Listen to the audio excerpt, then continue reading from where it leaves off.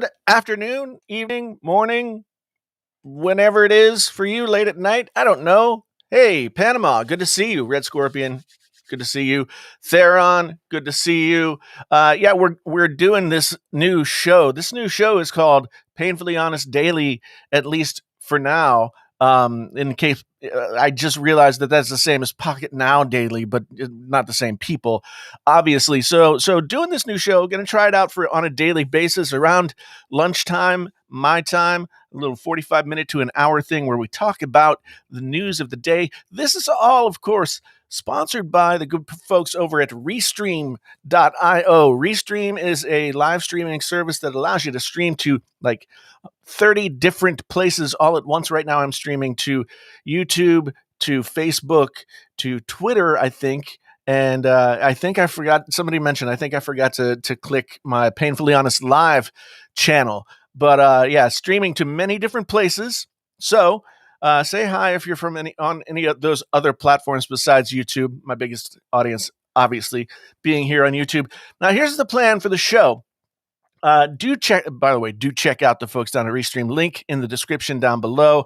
If you have any interest in live streaming anything, really easy, web-based, etc., etc. Now, advertisement over. What we're going to do on the show is we're going to talk about like 2 or 3 news stories every day, and maybe something else that's sort of painfully honest, tech specific. Something that I've been working on or something that I've been thinking about or something like that. So we'll do news first. We'll do the other stuff later, and we'll just see how it goes. And maybe after the show's over, we can have a little bit of a chat with the chat and that kind of thing. But I do want to keep it rolling so that people don't get bored. Now, so the first thing that we've got on the docket today is, yeah, we got, I don't think I need to be that big. Okay. We've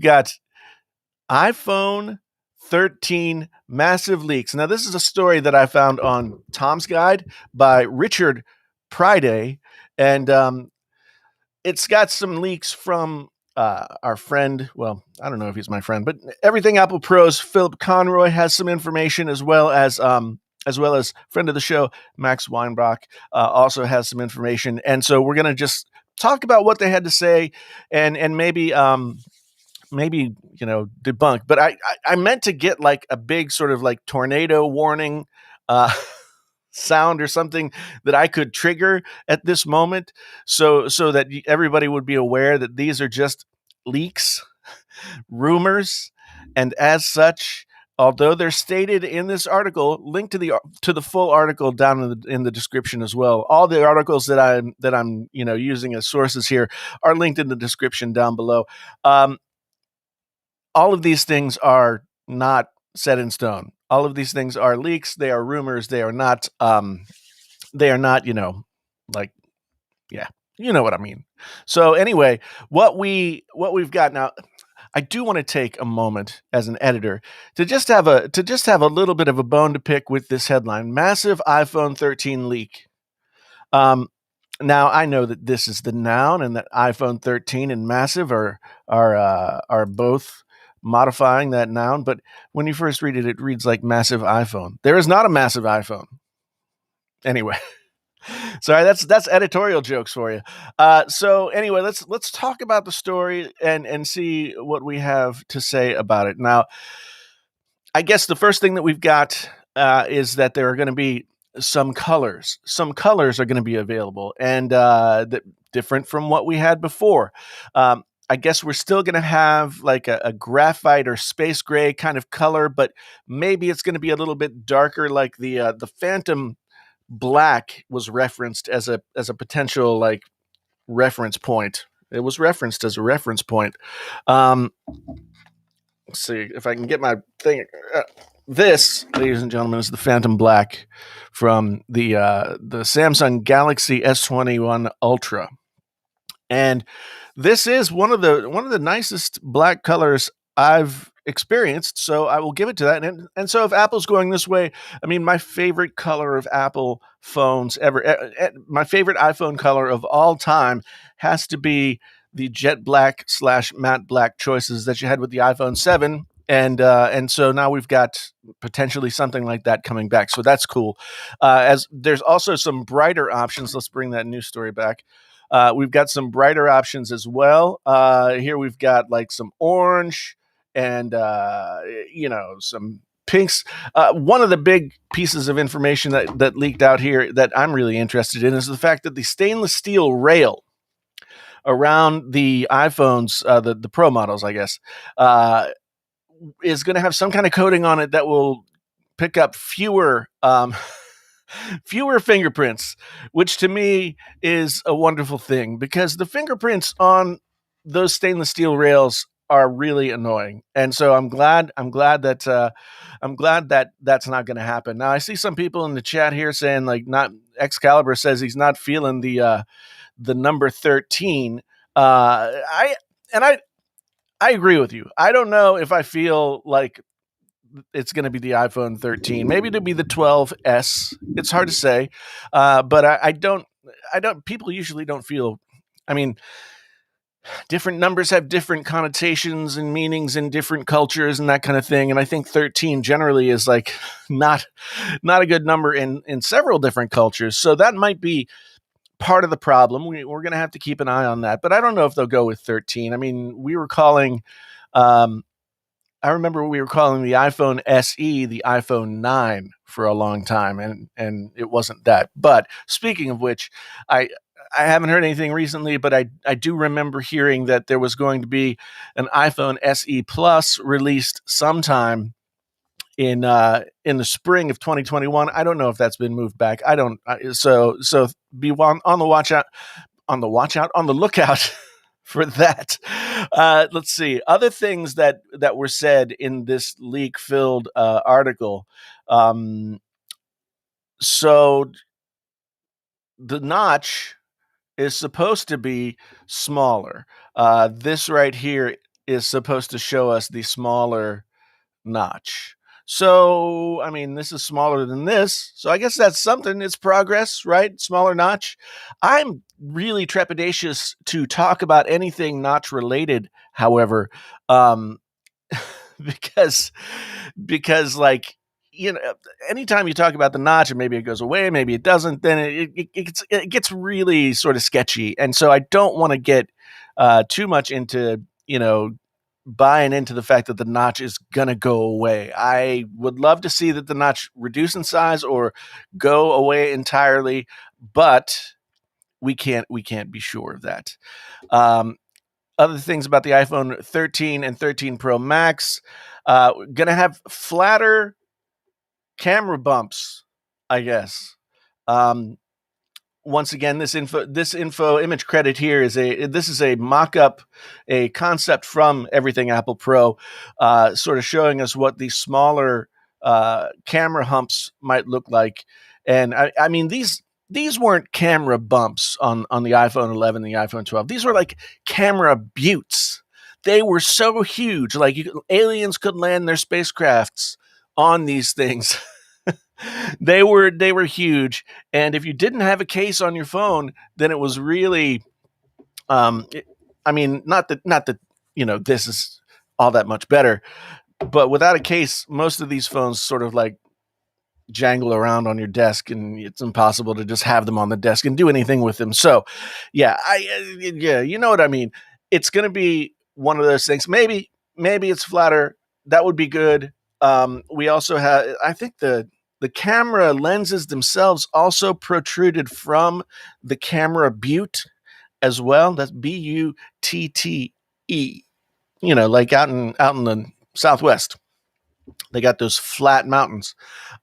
So maybe that's going to be reduced to a certain extent. And then the news here with cameras again is that both the Pro models will have the same sensors. If you recall, back in the iPhone 12 Pro, 12 Pro Max time, the 12 Pro Max had a different lens, and in some cases the difference in picture quality and abilities was pretty marked. So yeah, we're going to have some different, or we're not going to have the different. We're going to have the same, I guess. And of course, there is the obligatory mention of the April 13th, some kind of April event in which they promise that there will be air tags. And I mean, I need to come up with a sound for air tags too, like some sort of sound cue that plays every time air tags are mentioned. Maybe like that wah wah wah wah. Maybe that, because I still don't believe that air tags are ever going to make it into the world. I'm not sure that the world needs air tags. I'm not sure that they'll ever happen. So we'll see. We'll see. We've also got the continued rumors of an iPad Pro. Uh, and I believe that those iPad Pros are rumored to have mini LED. And now I got to tell you, I got a mini LED television from TCL a few weeks ago at this point, and I have been using it as my main TV ever since then. And before that, well, I still have an OLED LG TV, and the OLED experience is unparalleled, but maybe almost paralleled by mini LED. So I'll be very interested to see what kind of quality improvements we get from the mini LED iPad Pro, if that in fact materializes. Now, again, we've got this April event, and like I said, I do remember that they had mentioned a iPhone SE Plus sometime in the spring. I haven't heard anything about it, but an event where we launch air tags in the iPad Pro doesn't sound like much of an event, but then again, who knows? Maybe. And Franklin asks at this point, does anyone care about air tags? I mean, at any point, did anyone care about air tags? That's a serious question. If you're watching this on the replay, please let me know down in the comments below. If you're watching this live right now, you can let me know in the chat box over there. I don't think anybody really ever cared about air tags. I don't know what the impetus for the air tags really is, but yeah, I don't think anybody really cares about the air tags.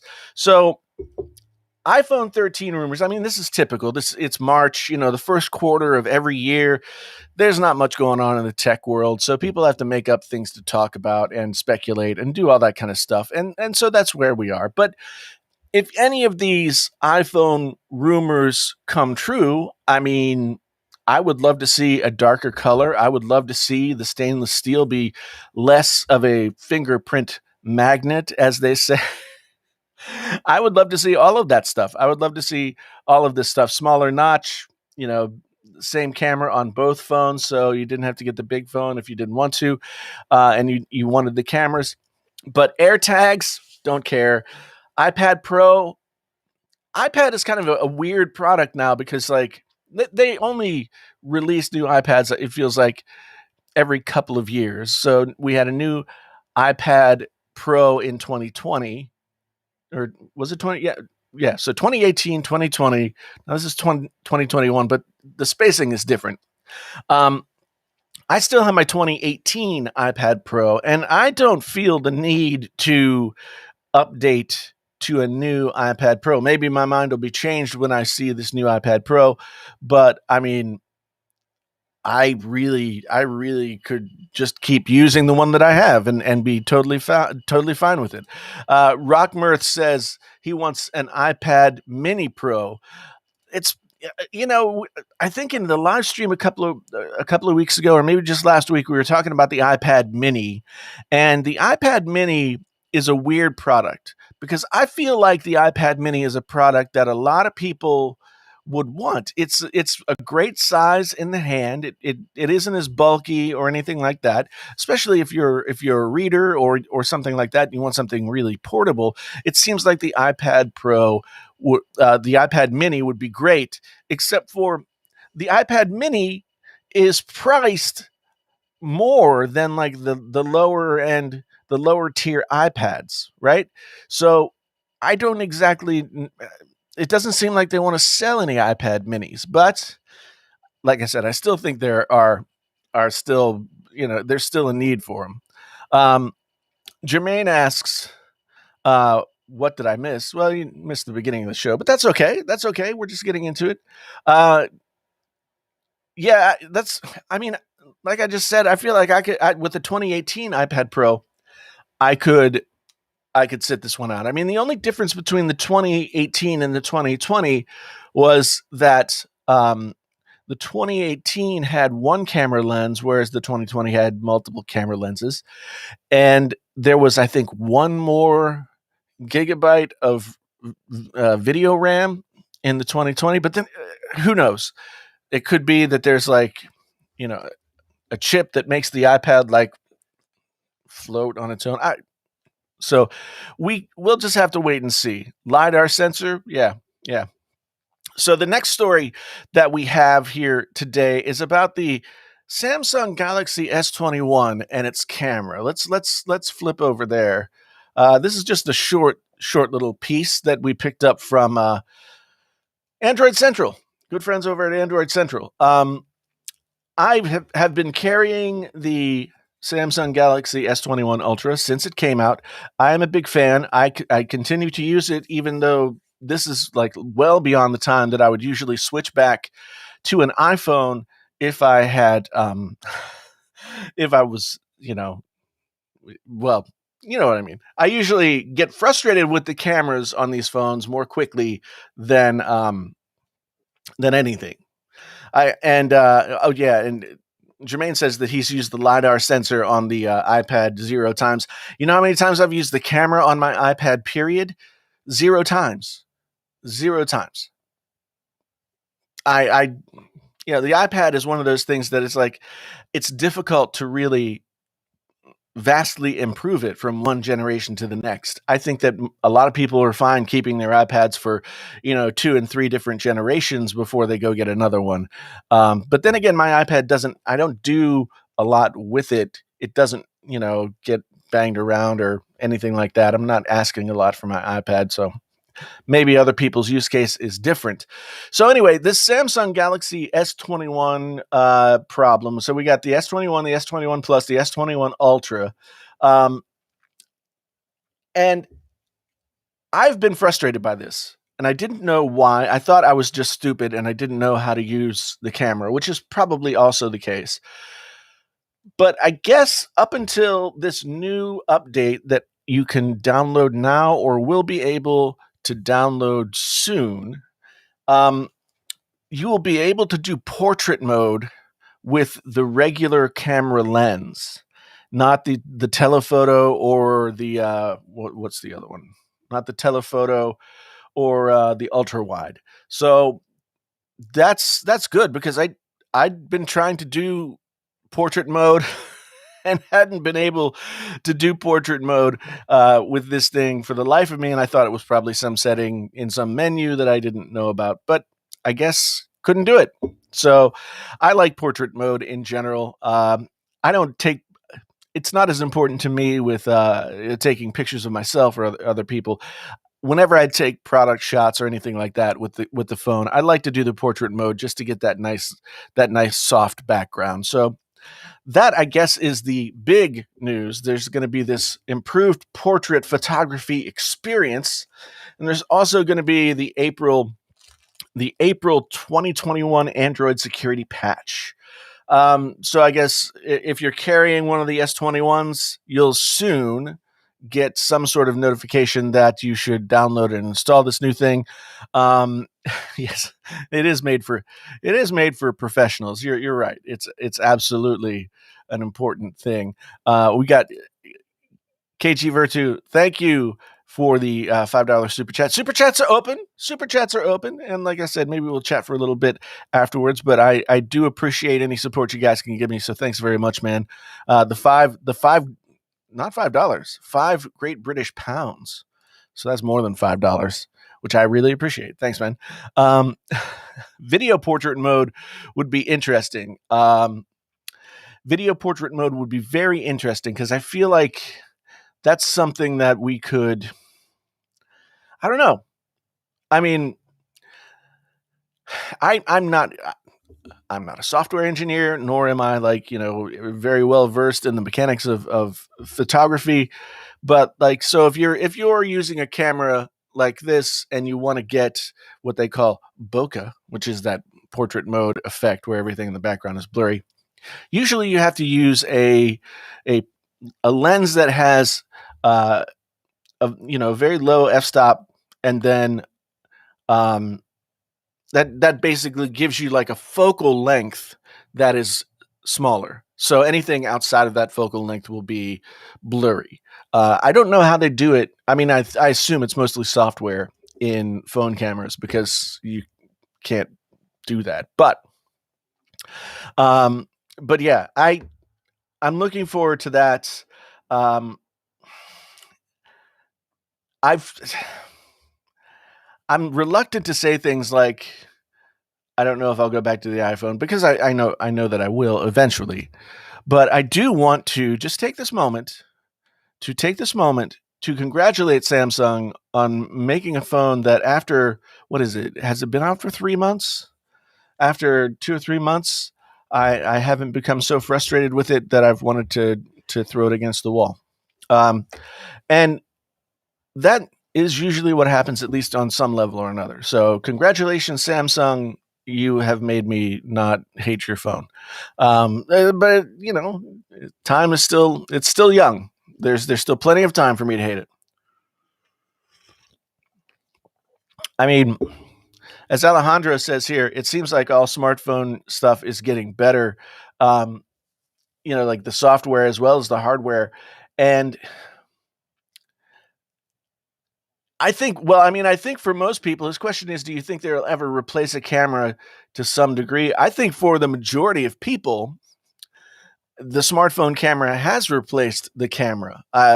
Obviously, because go into Best Buy, go into, any place that sells electronics and try and find like, some sort of point and shoot camera. And they're just really not there anymore. There are a few, and there are some high end point and shoot cameras like Canon makes one and Sony makes one, and they're very good cameras, and they are better than smartphone cameras for the most part. But the thing is, I think that for the majority of people, the old saying is the best camera you can have is the one that you have with you, and everybody has their phone with them at least 95% of the time, right? So I think that it has. Will it replace like more expensive cameras and that kind of thing? I don't know. I mean, you can already use a smartphone camera as a webcam.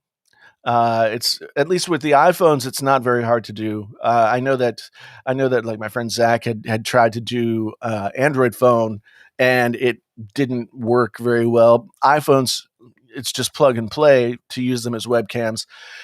So I don't know. I mean, I think there's always going to be a spot for the really purpose made professional cameras, because there's just so many things that those cameras can do in the hands of people who know how to use them that a smartphone camera could only approximate, right? So yeah, I think that as RR6, what is RO606013 says here, um, the iPhone tool set, the iPhone camera tool set is expanding. I mean, not only do you have, the camera and the LiDAR sensor and all that stuff, but then you also have the ability to shoot in a raw format now. And the video on the iPhones has always been really, really, really good. And when it comes to iPhone cameras, my experience with the iPhone camera is not that it's not only, as Capone says here, that it's not only that it's convenient, but 9 times out of 10, you take out the iPhone, you point it at the thing you want to take a photo of, and it takes a really good photo. This Samsung camera on the S21 Ultra is the first that I could say is good at that. Maybe not as good as the iPhone, but it is good.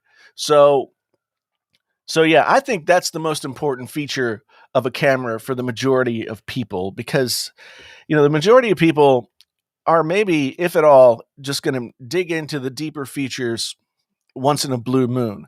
But being able to pull out a camera, have it focus, take a shot, and have that shot be the shot that you wanted is the most important aspect of a camera for the majority of people, I would assume. So Samsung has done a better job this time, but there's still a lot of talk out there about shutter lag. Um, Samsung has long been dogged by this problem where you press the shutter button and it takes an extra, millisecond or two for the shutter to snap. It's not instantaneous, and so therefore sometimes you lose the shot that you were trying to get.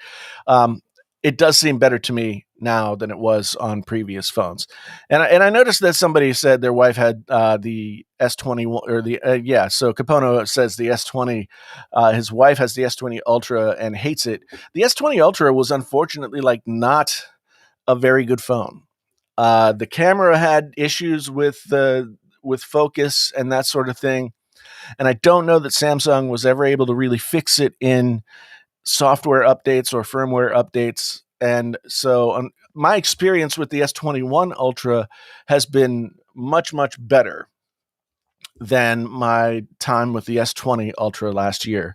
So yeah, and that sucks because you paid $1,400 basically for the S20 Ultra, and this one is $200 cheaper, and it's a better version of what you paid more money for. But I mean, those things happen, I guess. Just a little quick aside. I bought an Audi, right, and it had like one of those California lemon problems where I think one of the heater would kick on, and they repaired it 3 times, and after 3 times it's a lemon and you can get rid of it, right? So I bought it and was lied to. Be careful of this. A little piece of information. Was lied to by the guy at the dealer. This is the first time I'd ever had this happen to me, where there was a car that had the sticker on it that said, it had been returned as a lemon in California. And California's lemon laws are very particular and very, very, very consumer friendly. And so the guy was like, "No, it doesn't really affect the value at all. No problem." And so I bought the car, and then I go to trade it in this past weekend, and yeah, it definitely affects the value of the car. So so uh, don't, unless you're getting a super great deal on a car, don't buy a car that has been deemed a lemon in California, because it doesn't matter. They'll try and get money away from you in some way or another. So I want to say thank you to Lamar for the $2 super chat. Thank you very much, my friend. And then Michael here mentions that Steven Soderbergh shot his film Unsane, which isn't a bad movie, on an iPhone 7. I think I remember reading an article about this, and it wasn't just an iPhone 7. He had like a ton of iPhone 7s, but the whole film was filmed on an iPhone 7. And I think he's done that a couple of different times for a couple of different projects, maybe even 2 or 3. I can't remember what the other ones were, but yeah, Steven Soderbergh.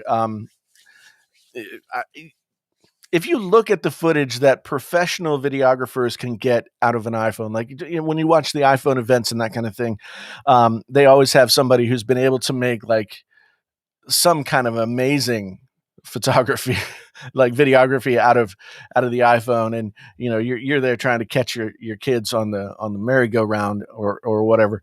But yeah, the iPhone is definitely, video wise, still leaps and bounds above any of the Android phones, although they continue to improve as they would. So thank you for that super chat, man. Thank you for that point as well. I'm still drinking coffee. It's after lunchtime, but it's Monday. It's that kind of day. So iPhone Mini suggesting a new naming scheme: iPhone Mini, iPhone Pro, iPhone Pro Max. Yeah, that's a good thought. That's a good thought. I mean, I guess one thing I didn't mention about the article that I was quoting there is the iPhone Mini is supposedly going to be part of the lineup for the iPhone 13 again, and that's surprising because the iPhone 12 mini did not perform very well. Did not sell, I guess. I mean, I think there are like 10 people using the iPhone Mini, and all of them are tech YouTubers. So, but no, but yeah, it just didn't perform very well. So I think they've actually stopped manufacturing it. So I'm surprised that the Mini is going to be in the lineup again, according to these rumors. I need to press that alert button for that alert sound again. Leaks, rumors, take them with a grain of salt. So, oh man, it's it's gonna be crazy. Now, the next story, I always like to find something that's a little odd, and I think I found it. Um, if I can find this, is this the story? No, that's not the story. Where did it go? Where did it go? Where did it go? I don't know where it went. Anyway, there is a new there is a new app out called Lumenate, Lumenate, and it claims to make you high in like an LSD kind of way, um, which I'm like, okay, so it makes you trip balls with your phone, and it's been successful. I think it's had 25,000 downloads, the article said, and Rosamund Pike, who's an actress, she was in Gone Girl as well as one of the James Bond movies, and that whatever that new Netflix movie is with Peter Dinklage as well. I can't remember, but yeah. So this thing is supposed to make you hallucinate. Uh, Sebastian, thank you for the super sticker. What is CHF? I can't keep up with all the different with all the different things. Much appreciated, my friend. I really do appreciate it. It does sound like a machine. It uses the flashlight to put you into this hypnotic state. The Swiss franc. Thank you very much. Thank you very much. It does sound like a seizure machine. It uses the flashlight in some way to make this happen. I guess Rosamund Pike tried a beta version of it and was so into it that she invested she invested in the company and is now their creative director. So there you go. Lumenate. I don't know if I don't know if it's available for Android and iOS, but let's look if it's let's look and see if it's on Android.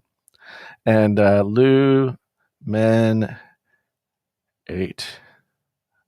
Oh yes, Lumenate, the psychedelic meditation app. Let's install it. Because I need this in my life, people. I really do. I really need this in my life. So it's installing. Let's open it. Welcome to Lumenate. Effortless altered state of consciousness. Tap anywhere to continue. Designed for impact, we guide you through each experience, helping you to explore your subconscious thoughts and use them to make impactful life changes.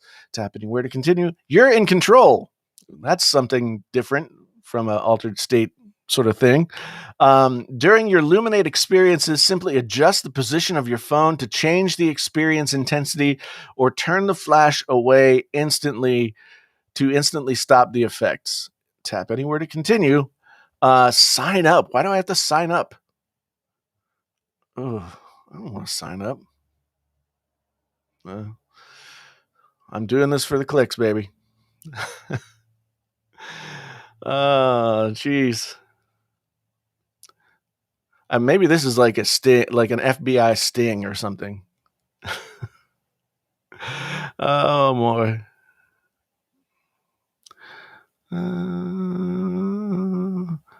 I don't want any communications. Okay. Save username. Warning. Luminate is a tech-assisted psychedelic meditation app that uses a sound and stroboscopic light as part of our services. You must not use our services if a member of your direct family suffer from photosensitivity or juvenile myoclonic epilepsy. Okay. I am 18 years old. I acknowledge that this might trigger migraines, headaches, or other photosensitive conditions. I acknowledge that this app may trigger motion sickness due to the nature of the experiences. I have read and understand the risks associated as outlined in the medical risk info. I acknowledge that any guest users are to use the play session as guest feature. Continue. This live stream may just go completely wrong at this moment. I don't want to. Let's just go. Let's go. Okay. I don't know what's going to happen. In this session, you'll be guided through a taster of Lumenate experience, learning the basics of how to use the app. Okay, play session. No, you need to be in a dark space. I'm not in a dark space. I wonder what happens anyway. I haven't had a drink. Oh boy, what's going to happen here? Okay. It's playing some sounds. I'll report back. I can't do it. I can't do it with the lights on. But okay, Lumenate.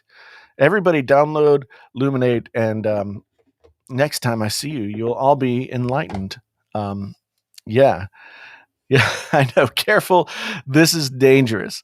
Yeah, the live stream could, if it would have worked, if it would have worked, yes, that's what I'm trying to say. Then I might have just been in a hypnotic state for the rest of the live stream, and you guys would just watch me. I'm going to show this because this is the kind of thing that I just, like, why? Am I like your monkey, iStorm? Am I your monkey? No, this is a show. This is a show in which I do things, some of which may include at the end of this talking about the M1 MacBook Pro. So thank you for your kind request.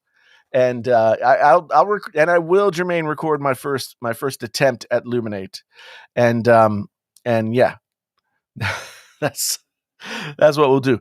But since our friend iStorm asked so nicely, let's go ahead and talk about the M1 MacBook Pro that I've had now for just about 30 days that I had been using as my live streaming setup.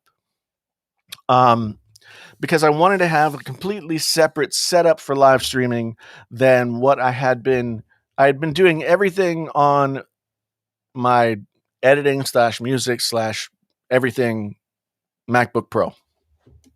And I wanted to have a separate station with separate things to do.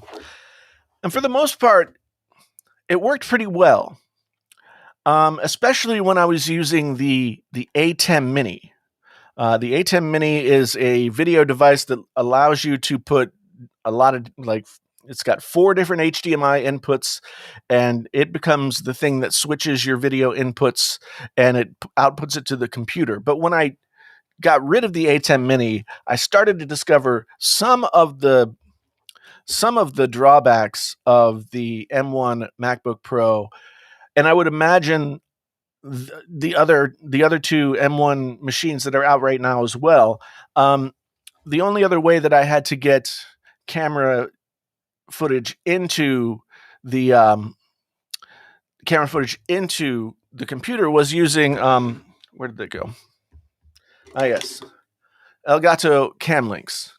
These are fantastic products, but basically it takes an HDMI signal and it injects it as USB into the computer, which makes it then be recognized as a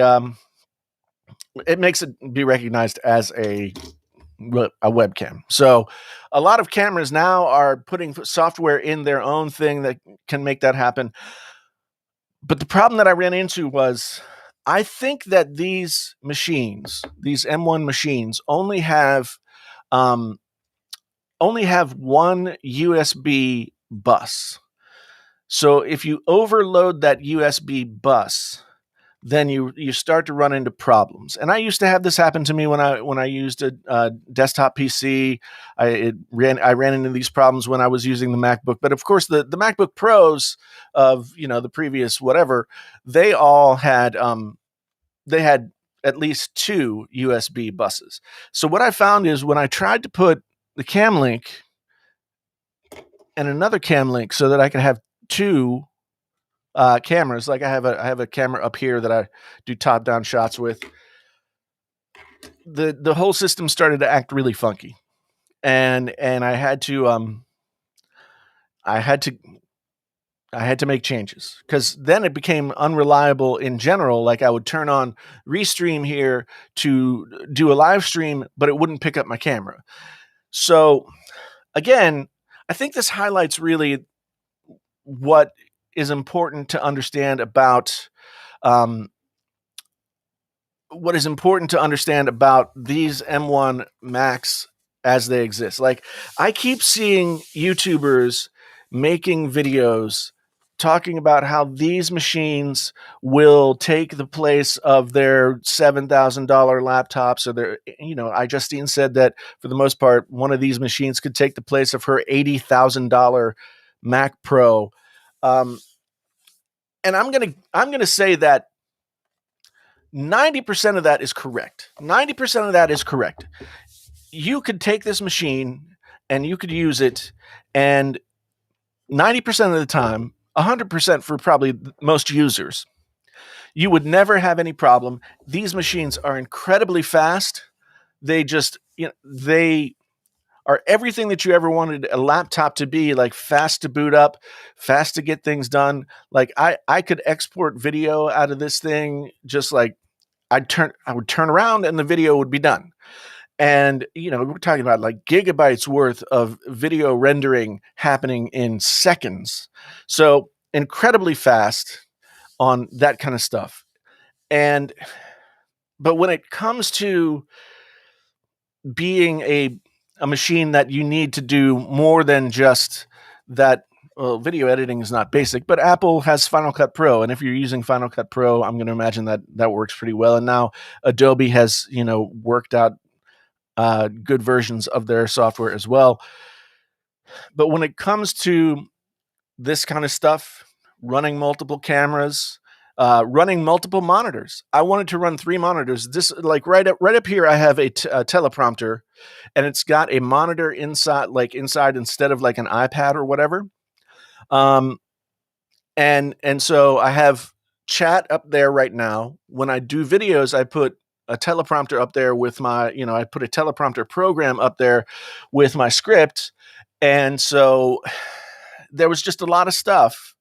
That I wanted to do otherwise. So I had this other small monitor that I got over here. I put a picture of my setup on Twitter earlier today. If you want to follow me on Twitter, Jason T. Lewis, PhD, go over and look at the setup that I put up there. I've got a 27-inch monitor, a 20-inch monitor, a 15-inch monitor, and a 7-inch monitor, all plugged in to the PC that I'm using for this setup right now.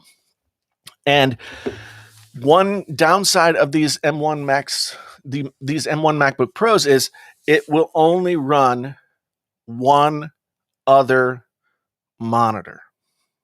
So you can plug in another monitor. You can get one of the dongles that Apple sells, and you can plug in another monitor via USB. But unless you're using some sort of like digital sort of wireless pairing, you can only do one monitor, which again, for most people would probably be fine. But for me, needing multiple monitors to spread stuff out across my whole, everything else, it was a problem. So ultimately, this machine is not going to work for me. Same as the problem was when I tried to use this when I tried to use a MacBook Mini or a Mac Mini as an audio machine. At the time that it first came out, obviously some stuff wasn't supported. There's still stuff. We're 6 months out from the M1 chips coming out. There is still audio related programs and hardware that don't run officially on M1 chips, and in some cases on M1 silicone. Period. So some of them will run on Big Sur, but not on the chips. So Apple has totally changed the game when it comes to processing in the computer. I mean, these machines are so many leaps and bounds above the machines that were the top level machines that came before them. But, and I feel like this is important, and I'm a little disappointed in a lot of YouTubers for not really emphasizing this. It is still a Gen 1 product, and it still has issues doing things that the other machines could do without a problem.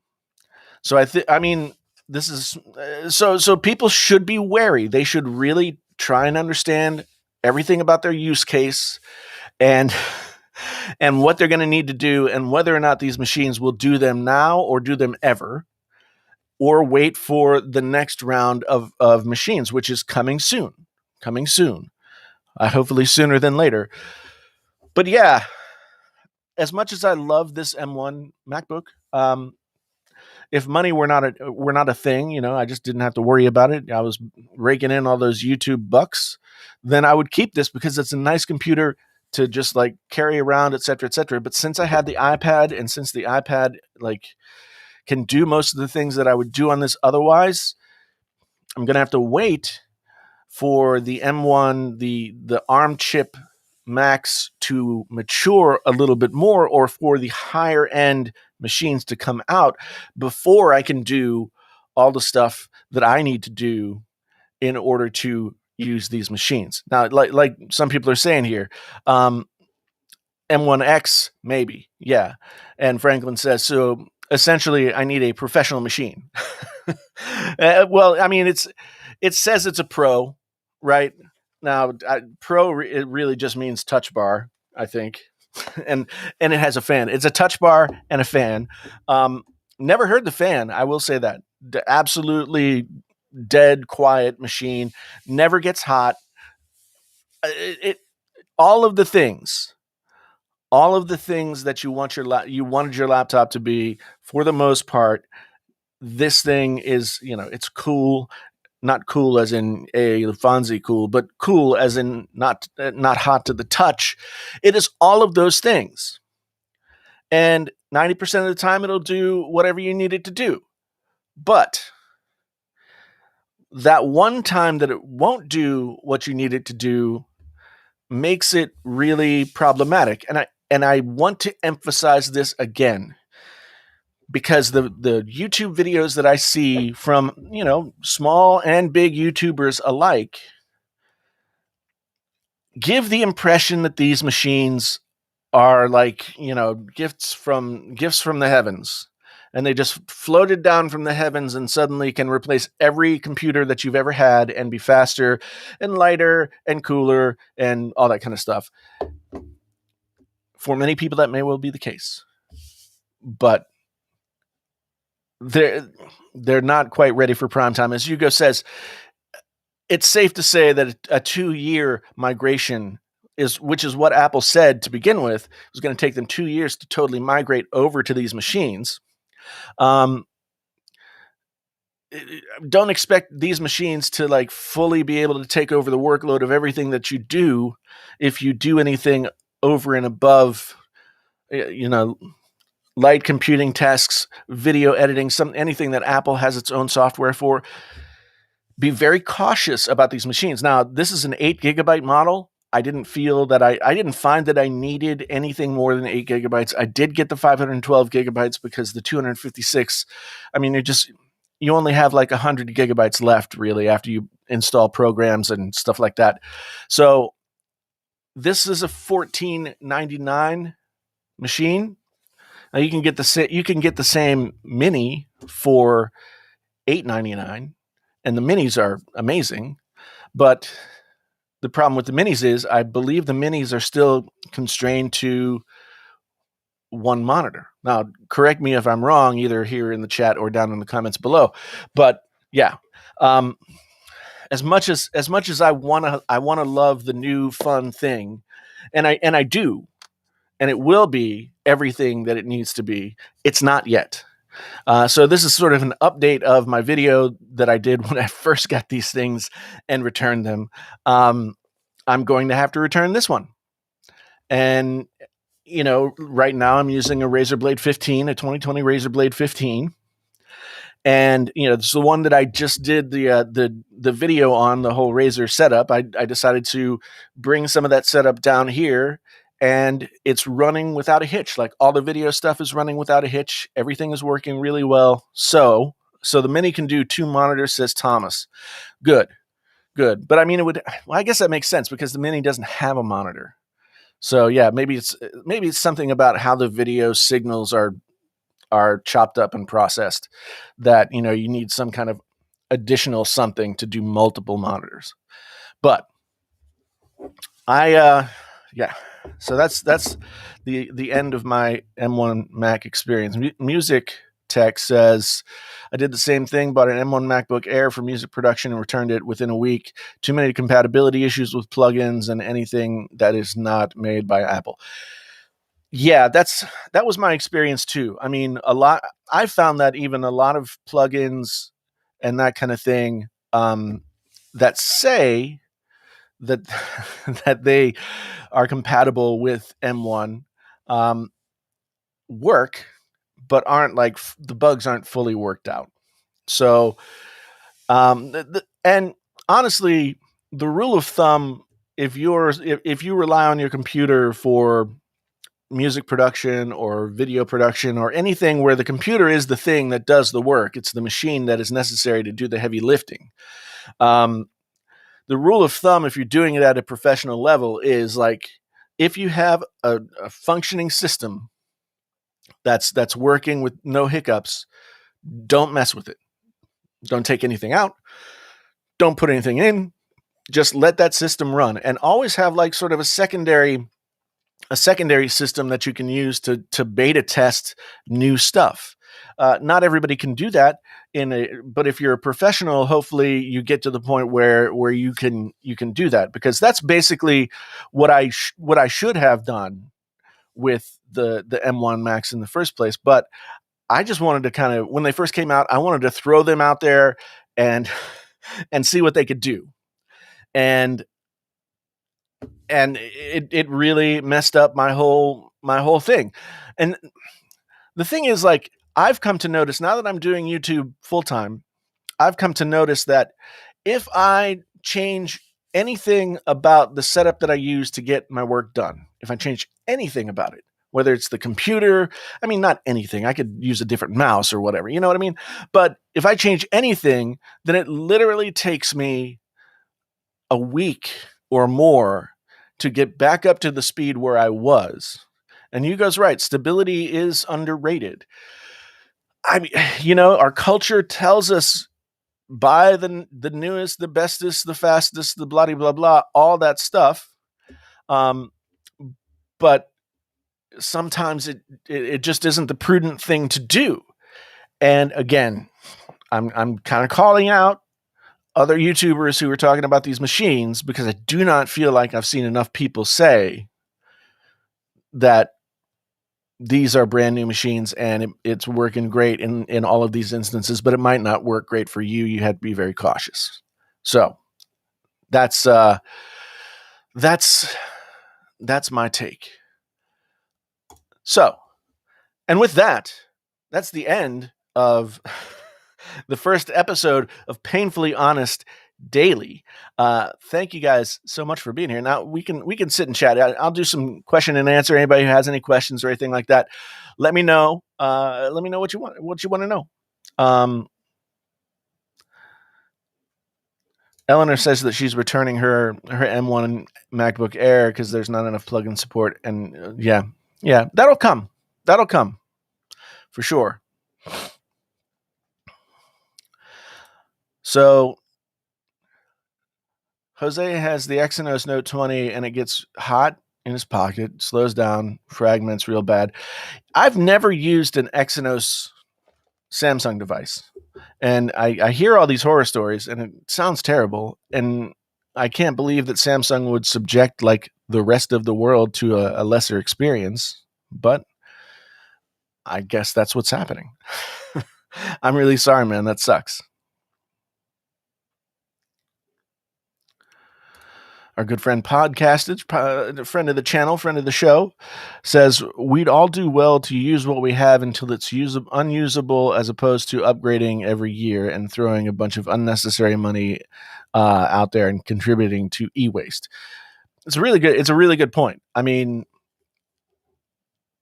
it's attractive and made enticing by advertisements, YouTube. How many times do you watch a YouTube video reviewing or talking about a piece of technology, and by the time you're halfway through, you're like, "Ooh, I gotta have it! I gotta have it." Happens to me all the time, and I know that, and this makes me feel kind of uncomfortable. I know that I am somebody who also does that. I want to try and do it as responsibly as possible, though. I mean, podcasters and I were having a discussion about the Shure SM7B earlier today. Here it is, right here. And another YouTuber named Harris Heller made a video where he said that, well, the title was something like the Shure SM7B is over or dead or something like that. Something really clickbaity. And the video wasn't really about that. The video was a review of a Samson microphone that's like half the price and wasn't very good. So he didn't end up liking the microphone that he was reviewing.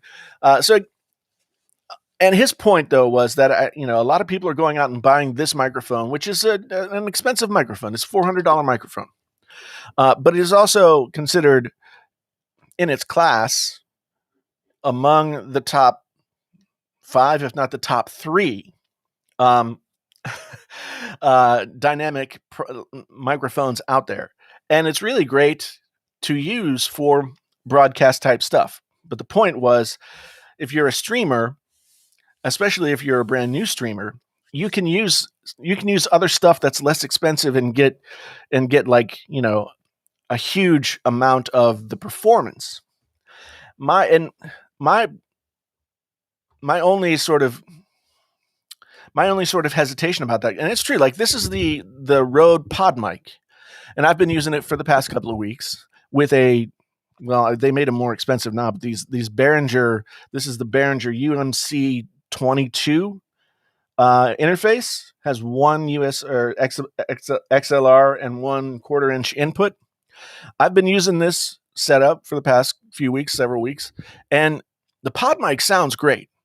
And the majority of people wouldn't know that, wouldn't be able to tell the difference in a blind test if you were listening to the SM7B or the Pod mic. This is $100. That's $400. So, the only reason I would recommend getting an SM7B is twofold. If you are willing to take the time to learn the sort of, there are a few little quirks about using the SM7B that some mics don't have and are more plug and play. The SM7B is a bigger investment, so if you're willing to spend that money, and if you want to spend $400 once, instead of buying like a USB mic that maybe is $100 or less, that sounds pretty good. But where they get those monetary efficiencies, where the discount comes in, is in the quality of the build. I mean, you could spend $400 like 3 or 4 times before you decide to go ahead and spend $400 on this. And there's an argument to be said that it's just like, spend the $400 on the thing that's going to last forever. and then go from there. Um, it's yeah, like podcast just calls it a buy it for life mic. I call it a forever mic. Um, it's not the best mic for everyone, for sure.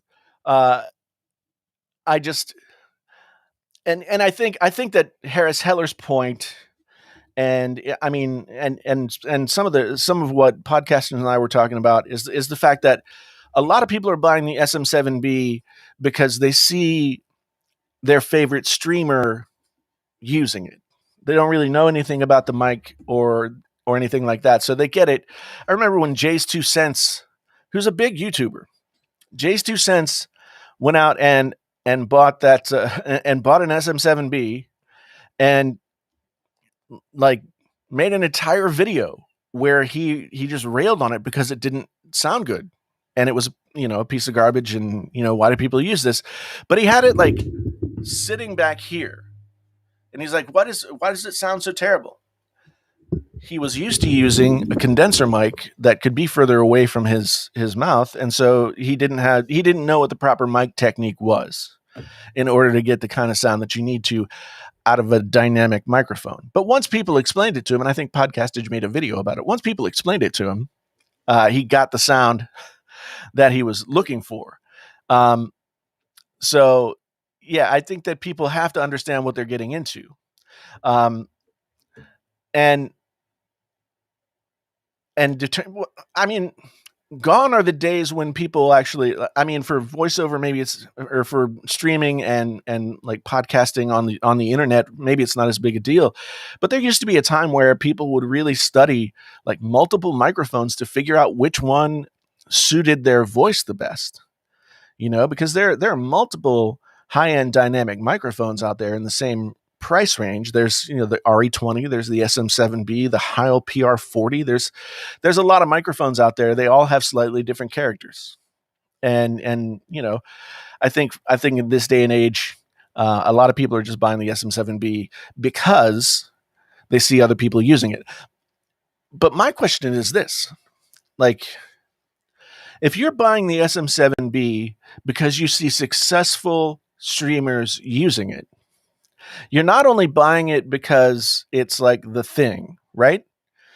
You're buying it because from an aesthetic standpoint, you want people to see the mic that you're using and recognize that it's the same mic that whoever it is that they like that uses that mic is, and therefore, and it's like, it's a social proof, right? It's a social proof. You're showing that I can, I can afford this mic. Now, from a practical standpoint, you can get as good a performance out of less expensive mics. This mic being an example. Um, and so I think it's a more nuanced conversation. Alejandro says Harris's specialty is more in how to stream, not sound. But the thing is, like, he comes from an audio background. For a long time, he was using a $4,000 Blue microphone on his live streams. I mean, so he comes from an audio background. I take his points. I understand where he's coming from, right? But I think it also behooves him to say the SM7, and he did say the SM7B is a great mic. I just don't think, I think that there are more reasons that people choose the SM7B than just its quality or just because it's expensive. I think they choose it because of that social proof factor, where if somebody clicks on their stream and they're using the SM7B, then they have that social proof of like, oh, this person uses that microphone. And yet Joe Rogan is one of the more recent people to have popularized the SM7B. But I mean, the SM7B has been around in broadcast and in music audio recording as well. The SM7 came out, I think, in the 70s, and then the SM7B in the early 2000s. And I mean, Michael Jackson recorded all the vocals for Thriller on an SM7. And I mean, that's the biggest most popular record ever. So it's a microphone that has its pedigree. It's a microphone that, if you know how to use it correctly, and really when I say that, I'm only talking about giving it the proper gain in order for it to work as it should. Then if you can get past that hurdle and get it the right gain to sound the way that it needed to sound, which it's a much less sensitive mic, so it needs more gain, like at least 70 decibels of gain. And most like prosumer cheaper pre's only give you at the most 60. So the SM7B isn't driven well by that. So you need a cloud lifter that gives you an extra 20 dB of clean gain so that you have headroom. Nobody understands headroom. Headroom is like, for a lot of the cheaper interfaces like the one that I'm using right now, the last 5 to 10% of gain on the dial is where those things prove themselves to be cheap, because they get really noisy. And if you have to turn up that much to get the sound that you want out of your microphone, then you're getting a lot of self noise from the preamps, and it's just not a good experience. So, I say all this in the interest of saying that Harris brings up some good points in his video. However, I would love to have a more nuanced conversation. Like, I'd love to have a conversation with, Juan Bagnell, who knows a lot about microphones as well as podcasters. I'd love to have a roundtable conversation with those podcasters, Juan and even Harris, and get his experience and thoughts on things. Because I do think, especially when it comes to stuff like audio gear, people aren't exposed to it as much. Like, like, people have a general knowledge of computers because they've used them since they were born these days, right? And so you can have a working knowledge of computers because they're in front of you. But if you've never been in a position where you had to use microphones and you had to be knowledgeable about microphones or audio interfaces or anything like that, then you have to rely on the expertise of other people. And I just think it's really important to have that conversation about that sort of brings everything into stark relief. I mean, I'm all for the idea of giving everybody an SM57 and a Behringer UMC22 and tell them, like, until you can tell the difference between that and the more expensive stuff, you don't need to have anything else. But who am I to say? People can spend their money, right? But I guess to me, the SM7B is never a bad buy, because even if you don't end up keeping it for whatever reason, you don't stream anymore or podcast anymore or whatever, it's never a bad buy, because the SM7B you can turn around and sell for $350 all day long, right? Whereas something less expensive, something that's not as well built or something like that, you'd be lucky to get half the price. So, podcast that says SoundSpeeds talks about this a lot. In film, they invest their whole budget on camera, and leave peanuts for audio. And that practice has ruined film projects. Yeah, no, that's absolutely true. I mean, you can see it on YouTube all the time as well. I can't tell you how many times I've turned off a YouTube video within 10 seconds because the picture might have been great, but the audio was, a dude in a wooden room with wood floors or concrete floors and no furnishings talking at the camera microphone that was 10 feet away. And it's just awful. You can't listen to that.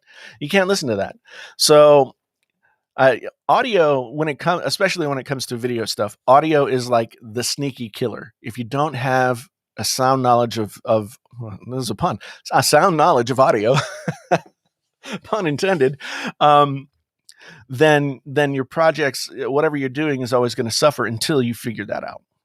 Anyway, I would love to do that. I would love to get together, have a roundtable about like live streaming, podcasting, YouTubing, audio, and like what are the golden rules according to like people who have worked with this stuff for a long time. So maybe we can set that roundtable up. I can at least I'll get in touch with Juan, Podcastage. Harris might be, you know, on a jetliner to Mars or something. Who knows? But yeah. Anyway, I think that's going to be it for this episode. I'm hungry. I didn't eat any lunch. maybe you shouldn't go into an hour-long live stream without having eaten very much first. But I do have coffee, and that's kept me going. Although it's dried out my vocal cords. Bah. Anyway, you guys, thanks so much for being here. I really do appreciate it, podcasters. Thank you for your input on the mics, and everybody else who super chatted. Thank you to Restream for sponsoring these live streams. Again, if you are interested in live streaming at all, you need to look at Restream. They allow you to go out to multiple platforms. They allow you to do it all very easily on a web-based platform where basically you just have to tell it what camera to look at and what microphone to listen to, and you're on the air. So check out Restream. Links down in the description below. Links for everything that I talked about here down in the description below, as well as all of the gear that I use to do this. Anyway, thanks so much for being here, folks. Once again, my name is Jason. This has been the Painfully Honest Daily. The Daily is so honest, I don't know, whatever.